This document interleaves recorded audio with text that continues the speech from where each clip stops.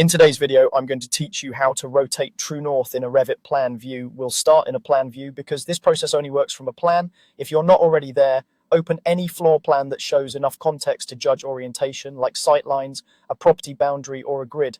This gives you visual references to confirm the rotation as you work. Before rotating anything, look at the view control bar at the bottom of your screen and change the orientation to true north.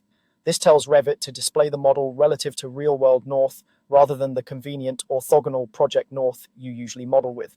Setting the view to true north first lets you see the effect of the rotation immediately and reduces guesswork. Now go to the Manage tab at the top, click Position, and choose Rotate True North.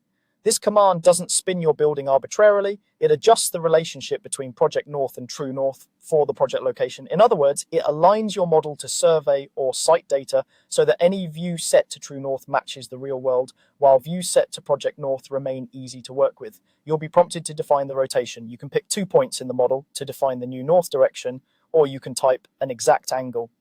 Picking points is great if you have a property line or a grid line that should align to north. Click once along the existing reference, then click where true north should point. If you prefer precision from a survey note, type the angle in degrees in the options area. Use positive angles to rotate clockwise and negative for counterclockwise. Zoom in as needed so your clicks are accurate, and make small test adjustments rather than big swings if you're unsure.